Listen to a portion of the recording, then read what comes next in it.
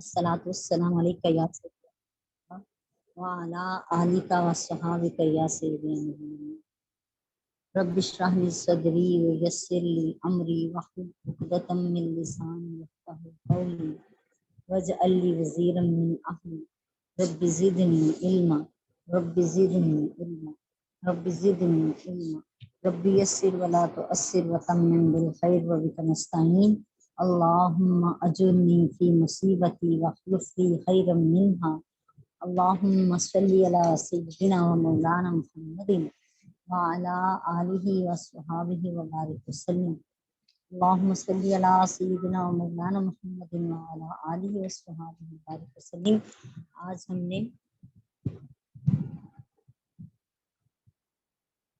سورہ آل عمران کی آیت نمبر 199 یعنی 199 اس کو تلاوت کرنا ہے۔ اللہ تعالیٰ ہمیں زبان، کان اور دل کے فتنے سے محفوظ رکھے اور ہمیں اس کی صحیح معنی اور مفہوم کو سمجھنے کی توفیق عطا فرمائے اور اسے ہمارے عمل میں شامل فرما دے۔ اللہ تعالیٰ اس قرآن کا نور ہمارے دلوں میں جگمگا دے اور اس نور کے ذریعے ہمیں دنیا اور آخرت میں فلاح و کامیابی عطا فرمائے۔ اعوذ باللہ من الشیطان الرجیم، بسم اللہ الرحمن الرحیم۔ وَإِنَّ مِنْ أَهْلِ الْكِتَابِ لَمَن يُؤْمِنُ بِاللَّهِ وَمَا أُنزِلَ إِلَيْكُمْ وَمَا أُنزِلَ إِلَيْهِمْ خَاشِعِينَ لِلَّهِ لا يشترون بآيات الله ثمنا قليلا أولئك لهم أجرهم عند ربهم إن الله سريع الحساب۔ اور ان بے شک من سے اہل الکتابی اہل کتاب سے لمن یؤمنون ضرور ایسے بھی ہیں جو ایمان لائے باللہ اللہ پر وما انزل الیکم اور جو آپ کی طرف نازل کیا گیا ہے اس پر بھی ایمان لائے وما انزل الیہم جو ان کی طرف نازل کیا گیا تھا ان پر بھی ایمان لائے خاشعین للہ وہ اللہ کے لیے خشیت اختیار کرتے ہیں، گڑ گڑاتے ہیں اللہ کی بارگاہ میں۔ لا یشترون بآیات اللہ ثمنا قلیلا اللہ تعالیٰ کی آیتوں کے بدلے میں تھوڑی سی قیمت وصول نہیں کرتے۔ اولئک لہم اجرہم عند ربہم اور یہی وہ لوگ ہیں جن کا اجر ان کے رب کے پاس ہے۔ ان اللہ سریع الحساب بے شک اللہ تعالیٰ جلد حساب۔ اعوذ باللہ من الشیطان الرجیم، بسم اللہ الرحمن الرحیم۔ اور بے شک کچھ اہل کتاب ایسے بھی ہیں جو اللہ پر ایمان رکھتے ہیں اور اس کتاب پر بھی ایمان لاتے ہیں جو تمہاری طرف نازل کی گئی ہے اور جو ان کی طرف نازل کی گئی ہے، اور ان کے دل اللہ کے حضور جھکے رہتے ہیں اور اللہ کی آیتوں کے عوض قلیل دام وصول نہیں کرتے۔ یہ وہ لوگ ہیں جن کا اجر ان کے رب کے پاس ہے، بے شک اللہ تعالیٰ حساب میں جلدی فرمانے والا ہے۔ یا ایھا الذین آمنوا اصبروا وصابروا ورابطوا واتقوا اللہ لعلکم تفلحون۔ یا ایھا الذین آمنوا اے ایمان والو، نصبروا صبر کرو، وصابروا اور زیادہ صبر کرو، ورابطوا اور رابطہ رکھو، واتقوا اللہ اور اللہ سے ڈرتے رہو، لعلکم تفلحون تاکہ تم فلاح پا جاؤ، کامیابی پا جاؤ۔ اے ایمان والو صبر کرو اور ثابت قدمی میں دشمن سے زیادہ محنت کرو اور جہاد کے لیے خوب مستعد رہو اور ہمیشہ اللہ کا تقوی قائم رکھو تاکہ تم کامیاب ہو سکو۔ اعوذ باللہ من الشیطان الرجیم، بسم اللہ الرحمن الرحیم۔ یہ سورہ آل عمران کی سیکنڈ لاسٹ اور لاسٹ آیتیں دو میں نے تلاوت کر دی ہیں، ان کے معنی و مفہوم کو سمجھتے ہیں۔ اللہ پاک آیت نمبر 199 میں بیان فرما رہی ہیں، اور بے شک بعض اہل کتاب اللہ پر ایمان لاتے ہیں اور اس پر جو آپ کی طرف نازل ہوا اور جو ان کی طرف نازل ہوا، اور ان کے دل اللہ کی طرف جھکے ہوئے ہیں، بے شک اللہ تعالیٰ جلد حساب لینے والا ہے۔ شان نزول کے حوالے سے سن لیجئے، قتادہ بیان کرتے ہیں کہ یہ آیت نجاشی اور اس کے اصحاب کے بارے میں نازل ہوئی ہے جو نبی کریم صلی اللہ علیہ وسلم پر ایمان لے آیا تھا اور نجاشی کا نام اسحمہ تھا، الف صاد ہا میم اور مد والی ہے اسحمہ۔ ابن جریج بیان کرتے ہیں کہ نبی کریم علیہ السلام نے جب نجاشی کی نماز جنازہ پڑھی تو منافقین نے اس پر طعن کیا تو یہ آیہ کریمہ نازل ہوئی۔ ایک اور روایت ہے، مجاہد بیان کر رہے ہیں کہ اہل کتاب خواہ یہودی ہیں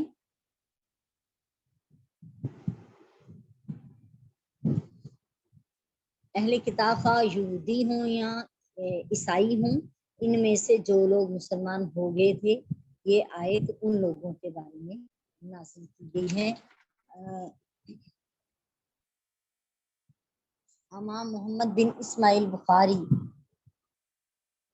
روایت کر رہے ہیں، حضرت ابو ہریرہ رضی اللہ تعالیٰ اس حدیث کو بیان کرتے ہیں کہ جس دن نجاشی فوت ہوا نبی کریم صلی اللہ علیہ وآلہ وسلم نے اس کی موت کی خبر دی۔ آپ عیدگاہ کی طرف گئے، مسلمانوں نے صفیں باندھی اور آپ نے 4 تکبیریں پڑھی۔ امام ابو محمد حسین بن مسعود بغوی شافی رحمۃ اللہ علیہ لکھتے ہیں کہ شرح سنہ میں کہ نجاشی کافر قوم کے درمیان تھا، وہ مسلمان تھا اور کافروں سے اپنا ایمان چھپاتا تھا، اور جس جگہ وہ تھا وہاں اس کی نماز جنازہ پڑھ کر اس کا حق ادا کرنے والا کوئی نہ تھا، اس لیے رسول اللہ صلی اللہ علیہ وآلہ وسلم نے اس کی نماز جنازہ پڑھنے کا اہتمام کیا۔ اس طرح جس شخص کو معلوم ہو کہ ایک مسلمان ایسی جگہ فوت ہو گیا جہاں اس کی نماز جنازہ پڑھنے والا کوئی نہیں تو اس پر اس شخص کی نماز جنازہ پڑھنا لازم ہے۔ اس حدیث کے فوائد سے یہ ہے کہ غائب میت کی نماز جنازہ پڑھنا جائز ہے، یعنی جو غائبانہ نماز جنازہ پڑھی جاتی ہے یہ اس کا نبی کریم علیہ السلام کی طرف سے ایک سنت اور ایک واقعہ بیان ہو گیا جس سے ہمیں پتہ چلتا ہے کہ غائبانہ نماز جنازہ پڑھنا درست ہے۔ وہ لوگ قبلے کی طرف منہ کریں، اس شخص کے شہر کی طرف منہ نہ کریں۔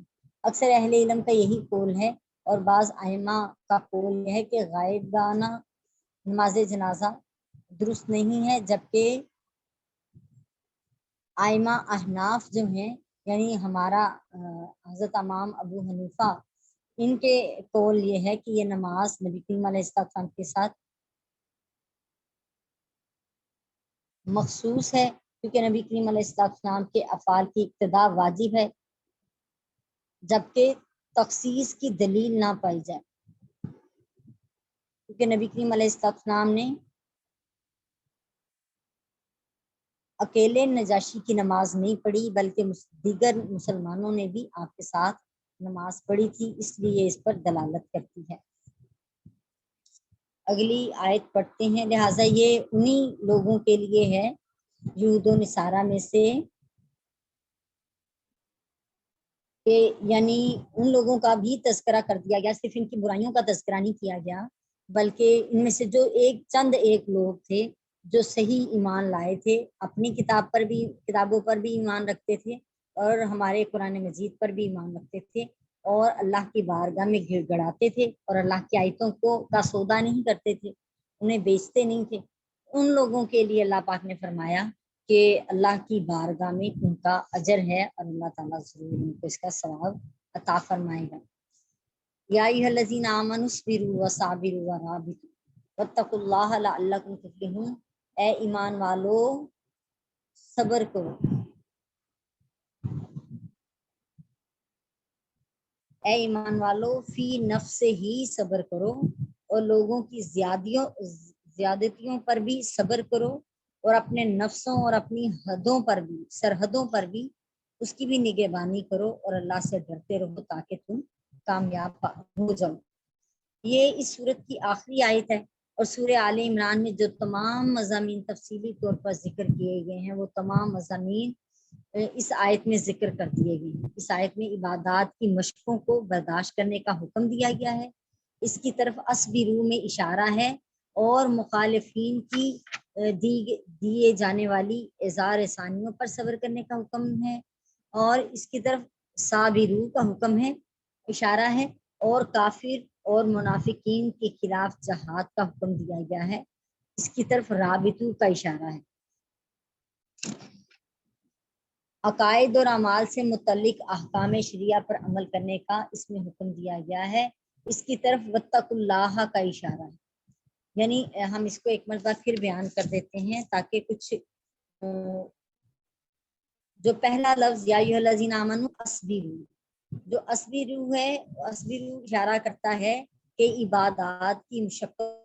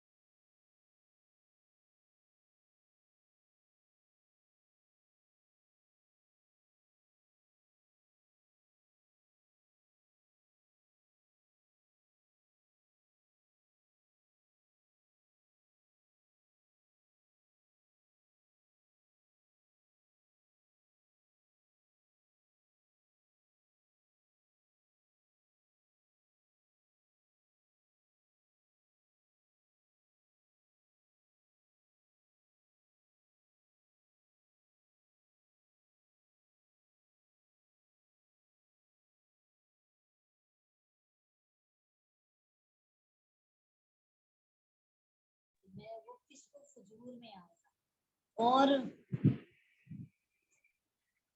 اور اپنی نگاہ کو جھکا کر رکھنا اطاعت گزاری میں آئے. سو ہر چیز کا بیان قرآن مجید قرآن و سنت میں موجود ہے. اس کے بعد ہماری اپنی مرضی ہے مجھے یاد آ گئی حدیث پاک کہ حضرت بی بی عائشہ صدیقہ رضی اللہ تعالیٰ عنہا کے پاس کچھ خواتین آئیں اور انہوں نے، مسلمان خواتین تھی، انہوں نے باریک کپڑے پہنے ہوئے تھے جس میں سے ان کے جسم نظر آتے تھے، بازو نظر آتے تھے، جسم چھلک رہا تھا اس میں سے۔ آپ فوراً غصے میں آ گئی، چہرہ متغیر ہوا، لال سرخ ہو گیا غصے سے۔ آپ نے فرمایا کہ جو مسلمان خواتین ہیں ان کو زیب نہیں دیتا کہ ان کے جسم سے کچھ نظر آئے۔ ہاں اگر تم ایمان والی نہیں تو جو چاہے کرتی پھر، پیمانہ یہی ہے۔ اگر ہم ایمان والے نہیں ہیں تو پھر جو مرضی کریں، ہمیں اپنے نفس کی مرضی کرنی چاہیے۔ لیکن اگر ہم ایمان والے ہیں تو زندگی کے ہر امر میں، ہر معاملے میں ہم نے یہی چیک کرنا ہے کہ اللہ اور اللہ کے رسول کا حکم کیا ہے، اور ہر چیز سے بڑھ کر اسی حکم کو ماننا ہے۔ لوگوں سے نہیں ڈرنا، معاشرے سے نہیں ڈرنا، اور جو ہے اپنے نفس کو راضی کرنے کے پیچھے نہ لگے رہیں، بلکہ اپنے رب کو راضی کیجیے۔ حضور غوث اعظم سرکار حضرت عبد القادر جیلانی رضی اللہ تعالیٰ عنہ فرماتے ہیں کہ تم نفس کو راضی کرنے میں لگے رہتے ہو اور نفس تمہیں تباہ کرنے میں لگا رہتا ہے۔ تو لہٰذا ہم تو کہتے ہیں دل کسی طریقے پہ خوش ہو جائے، لیکن دل خوش نہیں ہوتا۔ لیکن یہ ہے کہ نفس ہمیں ضرور تباہ و برباد کر چھوڑتا ہے۔ صبر کے بارے میں کچھ احادیث بھی ہیں۔ صحیح بخاری شریف میں آیا ہے، امام محمد بن اسماعیل بخاری رحمۃ اللہ علیہ فرما رہے ہیں، حضرت انس بن مالک رضی اللہ تعالیٰ عنہ نے اس حدیث کو بیان کیا ہے کہ نبی کریم علیہ السلام ایک عورت کے قریب سے گزرے جو قبر کے پاس رو رہی تھی۔ آپ نے فرمایا اللہ سے ڈرو اور صبر کرو۔ اس نے کہا ایک طرف ہٹو، تم کو میری طرح مصیبت نہیں پہنچی؟ اس نے آپ کو پہچانا نہیں تھا، اور اس کو بتایا گیا کہ یہ تو نبی آخر الزماں حضرت محمد صلی اللہ علیہ وآلہ وسلم ہیں۔ وہ نبی کریم علیہ السلام کے دروازے پر آئی، وہاں اس نے کوئی دربان نہیں پایا۔ اس نے کہا میں نے پہچانا نہیں تھا۔ اس کو بتایا، اس نے کہا کہ میں نے آپ کو پہچانا نہیں تھا۔ آپ نے فرمایا جب پہلی مرتبہ صدمہ یا مصیبت پہنچے اسی وقت نفس کو روکنا ہی صبر ہے۔ سبحان اللہ و بحمدہ سبحان اللہ العظیم۔ اور کفار سے جنگ کے وقت اپنے نفس کو بزدلی سے روکنے کے حوالے سے صحیح بخاری شریف میں حدیث پاک آئی جسے حضرت عبداللہ بن ابی اوفی رضی اللہ تعالیٰ عنہ بیان کرتے ہیں کہ رسول اللہ صلی اللہ علیہ وسلم نے دشمنوں سے جنگ کرتے ہوئے ایک دن انتظار کیا حتیٰ کہ سورج ڈھل گیا۔ پھر آپ نے لوگوں میں خطبہ دیتے ہوئے فرمایا، اے لوگوں، دشمنوں سے مقابلے کی توقع نہ کرو اور اللہ سے عافیت کا سوال کرو، اور جب تمہارا دشمن سے مقابلہ ہو تو صبر کرو، یعنی بزدلی نہ کرو، اور یقین رکھو کہ جنگ تلواروں کے سائے کے نیچے ہے۔ عبادتوں کی مشقت کو برداشت کرنے کے حوالے سے امام احمد بن حنبل حضرت اسما بنت ابی بکر سے یہ حدیث پاک روایت کر رہے ہیں کہ جس دن سورج گرہن ہوا اس دن نبی کریم علیہ السلام گھبرائے، آپ نے اپنی قمیض پہنی اور چادر اوڑھی، پھر آپ نے لوگوں کو نماز پڑھائی، اس میں بہت لمبا قیام کیا، پھر آپ نے رکوع کیا۔ میں نے دیکھا کہ ایک عورت مجھ سے عمر میں بڑی تھی اور وہ کھڑی ہوئی تھی، اور ایک عورت میری بنسبت بیمار تھی، وہ بھی قیام میں تھی۔ تو میں نے دل میں کہا کہ میں تمہاری بنسبت زیادہ حقدار ہوں کہ لمبا قیام کی مشقت کو برداشت کروں، اس پہ صبر کروں۔ حرص، غضب، شہوت کے تقاضوں پر، یعنی جو ہمارا نفس کرتا ہے اس پر صبر کرنے کے بارے میں امام ابو داود حدیث پاک بیان کر رہے ہیں حضرت سلمہ بن سخر رضی اللہ تعالیٰ عنہ سے کہ میں نے رمضان میں اپنی بیوی سے زہار کیا، پھر ایک رات اس سے جمع کر لیا۔ صبح نبی کریم علیہ السلام سے واقعہ عرض کیا، آپ نے فرمایا سلمہ تم نے یہ کام کیا؟ میں نے 2 مرتبہ عرض کیا یا رسول اللہ صلی اللہ علیہ وسلم، مجھ سے تقصیر ہو گئی، یعنی غلطی ہو گئی، اور میں اللہ کے حکم پر صابر ہوں، آپ کو جو اللہ فرمائے آپ مجھے اس کا حکم دے دیجئے۔ اچھا جی، زہار کیا تھا انہوں نے اپنی بیوی سے۔ زہار کا معنی ہے کہ اپنی بیوی کو اپنے ماں جیسا کہہ دینا، یا کہنا تم تو میرے لیے میری ماں کی پشت کی طرح ہو، یا تم میرا یوں خیال رکھتی ہو جیسے میری ماں خیال رکھتی ہے۔ یعنی کہ ماں کی طرح ہو تم میری. تو ایسا کہہ دینے سے پہلے رواج تھا عرب میں کہ جو کوئی ایسا جملہ بول دیتا تھا اس سے طلاق واقع ہو جاتی تھی. لیکن اسلام میں پھر اس کے بارے میں حکم آیا کہ اگر زہار کر بیٹھے کوئی تو اس پر طلاق واقع نہیں ہوتی، لیکن اس پر فدیہ ہے، یعنی فدیہ دینا پڑے گا اور نکاح نہیں ٹوٹے گا. اللہ تعالیٰ نے فرمایا اصبرو و صابرو و رابطو. یہ اس کے معنی اس طرح ہیں کہ اصبرو کا معنی ہے اپنے نفسوں کے ساتھ صبر کرو، اور صابرو کا معنی ہے مصیبتوں پر اللہ پر اپنے دلوں میں اللہ پر صبر کرو، اور رابطو کا معنی ہے اپنے اسرار کا اللہ کے ساتھ رابطہ رکھو. ایک معنی اس کا یہ بھی ہے کہ اللہ میں صبر کرو، اور صابرو کا معنی ہے اللہ کے ساتھ صبر کرو، رابطو کا معنی ہے اللہ کے ساتھ رابطے میں رہو. قدرتی مصائب مثلاً بیمار ہو جانا، مرض کا آ جانا، تنگ دستی کا آ جانا، فقر میں مبتلا ہو جانا، قحط پڑ جانا، اور یا پھر کسی چیز کا خوف وارد ہو جانا، ان سب پر ضبط کرنا، ضبط نفس کرنا صبر ہے. اور کسی دوسرے شخص کی ناپسندیدہ باتوں، زیادتیوں، اظہار آسانیوں پر ضبط نفس کرنا اور اس سے انتقام نہ لینا مصابرہ ہے.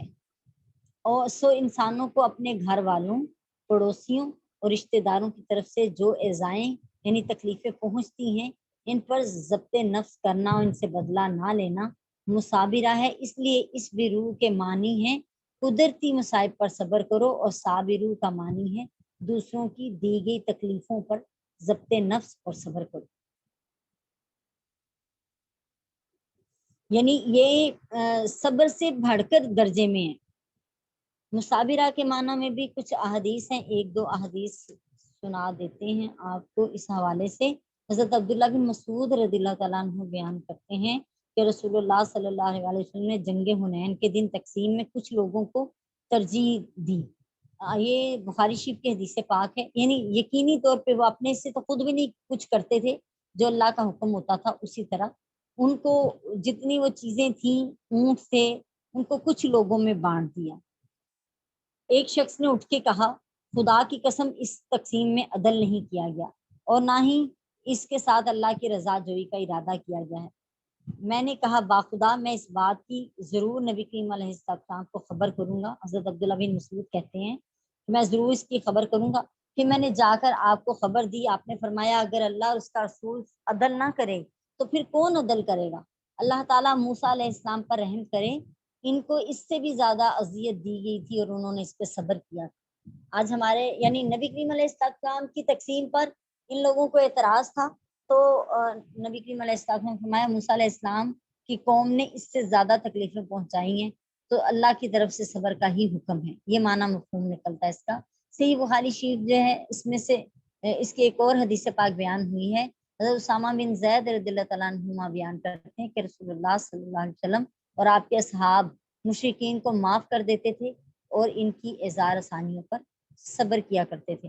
امام مسلم بھی ایک حدیث پاک بیان فرما رہے ہیں کہ حضرت ابن عباس رضی اللہ تعالیٰ عنہما بیان کرتے ہیں کہ رسول اللہ صلی اللہ علیہ وسلم نے فرمایا جو شخص اپنے امیر کی کوئی ناگوار چیز دیکھے، یعنی آپ کے گھر کا سربراہ ہے، آپ کا شوہر ہے، اگر ان میں کوئی ناگوار چیز دیکھے اور وہ اس پہ صبر کریں، کیونکہ جو شخص جماعت سے ایک بالشت بھی علیحدہ ہوا وہ مر گیا اور وہ جاہلیت کی موت مرا. اس لیے کہا کہ اپنی جماعت کے ساتھ جڑے رہو.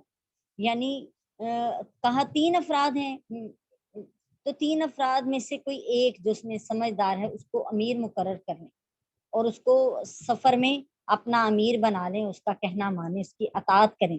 اس میں آپ کے لیے خیر و برکت ہے. کوئی جنگ لڑ رہے ہیں، کوئی موقع ہے، اور اسی طرح ایک گھر بھی ایک اکائی ہے معاشرے کی، تو اس میں اللہ تعالیٰ نے قرآن کے حکم کے مطابق شوہر کو امیر بنا دیا ہے.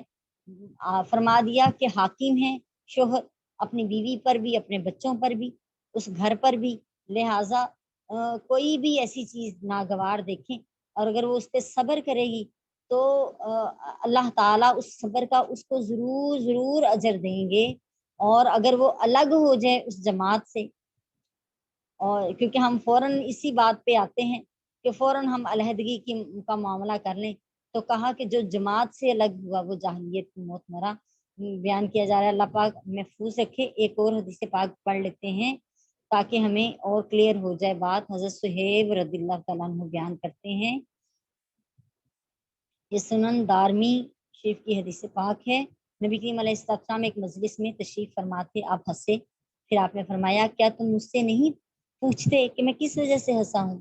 صحابہ نے عرض کیا آپ کس وجہ سے ہنسے ہیں یا رسول اللہ صلی اللہ علیہ وسلم؟ آپ نے فرمایا مجھے مومن کے حال پر تعجب ہوتا ہے، اس کا ہر حال خیر ہے. اگر اس کو کوئی پسندیدہ چیز ملے اور وہ اس پر اللہ کی حمد کرے تو یہ اس کے لیے خیر ہے، اور اگر اس کو کوئی ناگوار چیز ملے تو وہ اس پہ صبر کرے تو یہ بھی اس کے لیے خیر ہے. اور مومن کے سوا کوئی شخص ایسا نہیں ہے جس کا ہر حال میں خیر ہو. یعنی اللہ اس کو جس حال میں بھیجتا ہے اور وہاں پہ جس حال میں اس کا گزارا ہوتا ہے، جو اس کے نصیب میں رزق ہے وہ اس کو ملتا ہے. جس حال میں اس کا معاملہ کرنا ہوتا ہے وہ ہر چیز اس کے مالک کی طرف سے ہے.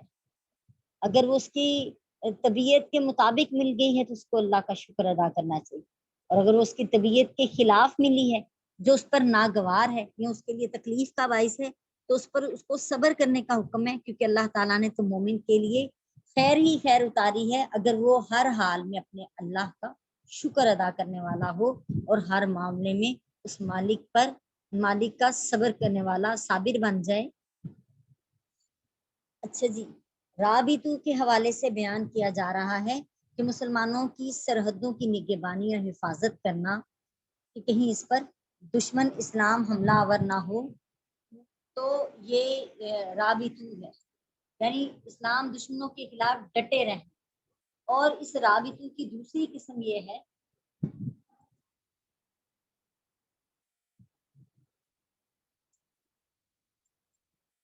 اس کی دوسری قسم یہ ہے کہ انسان اپنے بدن کی نگہبانی کرے، حفاظت کرے اور اپنے نفس کو اس طرح کنٹرول کر کے رکھے کہ شیطان اس سے گناہ نہ کرا پائے. نبی کریم علیہ السلام نے فرمایا ایک نماز کے بعد دوسری نماز کا انتظار کرنا بھی رباط ہے، یہ رابطوں کا حصہ ہے. یہ دوسری قسم ہے. اور پہلی قسم کے بارے میں بتایا سورہ انفال کی آیت نمبر 60، ان کے لیے بقدر استطاعت ہتھیاروں کی قوت اور گھوڑے باندھنے کو فراہم کرو. یعنی اس چیز کا اہتمام کرنا ایک قسم جو اپنے نفس پر کنٹرول کرنے کے لیے ہے، یہ بھی جہاد ہے. اور اپنے جسم کی اپنے نفس کی حفاظت کرنے کا حکم ہے کہ شیطان ہم سے کوئی غلط کام نہ کروائے. ہم ایسے ہی نہ کریں کہ ہمارا نفس ہمیں بہکاتا چلا جائے، ہم اس کے پیچھے بہکتے چلے جائیں، بلکہ اپنے نفس کے بھی حکم پر ہم پہلے جانچیں کہ میرا دل جو کہہ رہا ہے وہ اللہ اور اللہ کے رسول کے حکم کے تابع ہے یا نہیں ہے. ہر چند کے انسان ضبط نفس کر کے فی نفس ہی صبر کرتا ہے اور لوگوں کی اعزار ثانیوں پر بھی صبر کرتا ہے، لیکن پھر بھی اس میں شہوت، اس میں غصہ، غضب اور حرص پر مبنی برے اخلاق موجود ہوتے ہیں. اور اپنے نفس کو برے اخلاق سے پاک کرنے کے لیے یہ ضروری ہے کہ انسان اپنے نفس سے جہاد کرے اور اپنے نفس کا محاسبہ کرے. اور جب کبھی شہوت یا حرص کے غلبے سے کسی گناہ کی تحریک پیدا ہو تو اپنے نفس کو اس گناہ سے آلودہ نہ ہونے دے. اور یہ محاسبہ اور نگہبانی اسی وقت ہو سکتی ہے جب انسان کے دل میں اللہ کا ڈر اور خوف. اس لیے اللہ تعالیٰ نے صبر کرنے کا حکم دینے کے بعد فرمایا واتقوا اللہ، اور اللہ سے اپنے نفس کی نگہبانی کرو اور اللہ سے ڈرتے رہو تاکہ تمہیں کامیابی کی امید ہو. اللہ تعالیٰ ہمیں سمجھنے کی اور عمل کی توفیق عطا فرمائے کہ ہم ہر حال میں اپنے مالک کے شکر گزار بندے بن جائیں اور اپنے مالک کے صابر بندوں میں ہمارا شمار ہو جائے. نبی کریم علیہ السلام نے فرمایا ہے کہ جو اللہ کی راہ میں ایک دن سرحد کی حفاظت کرے تو وہ دنیا و ما فیہا سے بہت بہتر ہے. یعنی اتنا بڑا مقام ہے سرحدوں کی حفاظت کرنے والوں کا. مسلم شریف کے حدیث پاک میں حضرت سلمان رضی اللہ تعالیٰ عنہ بیان کرتے ہیں نبی کریم علیہ السلام نے فرمایا ایک دن اور ایک رات سرحد کی حفاظت کرنا 1 مہینے کے روزوں اور قیام سے افضل ہے، اور اگر وہ مر گیا تو اس کا یہ اجر جاری رہے گا اور وہ فتنہ میں ڈالنے والے سے محفوظ رہے گا۔ فتنے میں ڈالنے والے سے مراد یا تو منکر نکیر ہے یا اس سے مراد شیطان ہے۔ اس حدیث کا مطلب یہ ہے کہ اس کا عمل منقطع ہونے کے باوجود، یعنی مر گیا ہے، اب عمل کرنے کا قابل تو نہیں رہا، لیکن اس کے باوجود اللہ تعالیٰ اپنے فضل سے اس کا ثواب جاری رکھے گا۔ اور جس حدیث میں ہے کہ ابن آدم میں سے ہر ایک کا عمل منقطع ہو جاتا ہے ماں سوائے 3 لوگوں کے، ان 3 لوگوں کا عمل منقطع نہیں ہوتا۔ اس حدیث کا مطلب یہ ہے کہ اس کا عمل منقطع ہونے کے باوجود اللہ تعالیٰ اپنے فضل سے اس کا ثواب جاری رکھے گا۔ ان میں سے ایک شخص یہ ہے جو سرحدوں کی حفاظت کرنے والا ہے، اللہ کی راہ میں شہید ہونے والا ہے۔ امام مسلم بیان کر رہے ہیں حضرت ابو ہریرہ رضی اللہ تعالیٰ عنہ سے کہ رسول اللہ صلی اللہ علیہ وسلم نے فرمایا کیا میں تم کو وہ چیز نہ بتاؤں جس سے اللہ گناہوں کو مٹا دے، درجات کو بلند کرے؟ صحابہ نے عرض کیا کیوں نہیں یا رسول اللہ صلی اللہ علیہ وسلم؟ آپ نے فرمایا مشقت کے وقت مکمل وضو کرنا، زیادہ قدم چل کر مسجد میں جانا، اور ایک نماز کے بعد دوسری نماز کا انتظار کرنا۔ گناہوں کو مٹانے سے مراد یہ ہے کہ ان کے نامہ اعمال سے گناہ مٹا دیے جائیں گے، یا گناہ کے مقابلے میں دل کے اندر جو ایک سیاہ نقطہ بن جاتا ہے اللہ تعالیٰ اس نقطے کو مٹا دے گا۔ مشقت کے وقت مکمل وضو کرنے سے مراد یہ ہے کہ جب انسان کو پانی ٹھنڈا لگے یا پانی کے استعمال سے جسم میں تکلیف ہو، اس وقت مکمل وضو کرے۔ دور سے چل کر مسجد میں آنے سے واضح یہ ہے کہ ایک نماز کے بعد دوسری نماز کا انتظار کرنا، اس سے یا تو مسجد میں بیٹھ کر انتظار کرنا مراد ہے، یا پھر اعتکاف کے ایام میں 5 نمازوں سے حاصل ہوتا ہے۔ عام دنوں میں آسانی سے عصر کے بعد مغرب کی نماز اور مغرب کے بعد عشاء کی نماز کے لیے انتظار ہوتا ہے۔ یعنی انسان انٹینشنلی اپنے جو ہے دھیان میں رکھے کہ میں نے نماز ادا کرنی ہے اور میری نماز ضائع نہ ہو جائے، اس کی حفاظت کرے۔ اللہ تعالیٰ ہمیں سمجھنے کی اور عمل کی توفیق عطا فرمائے۔ بے شک نفس پر محاسبہ کرنا، نفس پر جہاد کرنا جہاد کبریٰ میں سے ہے۔ اللہ تعالیٰ سب سے پہلے ہمیں عمل کرنے والا بنائے اور ہم سب کو اس پر عمل کی توفیق عطا فرما دے، اور میرے جتنے مسلمان بہن بھائی ہیں ہم سب کو اللہ تعالیٰ اس نفس پر غلبہ عطا فرمائے، اور ہمارا نفس اپنے مالک کے کو راضی کرنے میں لگ جائے اور اپنے مالک کی رضا پہ راضی ہو جائے۔ وما علینا الا البلاغ المبین۔ صدق اللہ العظیم۔ جی آج ہماری سورہ آل عمران مکمل ہوگی۔ یہ دوسری بڑی صورت تھی قرآن مجید کی جو ہم نے مکمل کی ہے۔ اس کے بعد سورہ نساء بہت امپورٹنٹ ہے خواتین کے لیے، اس میں بہت سارے احکامات اور مسائل ہیں جو سمجھنے والے ہیں۔ انشاءاللہ تعالیٰ اللہ کی دی ہوئی توفیق سے اور بشرط زندگی اور اللہ تعالیٰ کے فضل سے ہم اس کو شروع کریں گے۔ اب ہم نصف کے بعد سے آیت نمبر 165 سے لے کر اور آیت نمبر پوری سورہ آل عمران کی کمپلیٹ ہونے تک مکمل کا ٹیسٹ ہونا ہے جی۔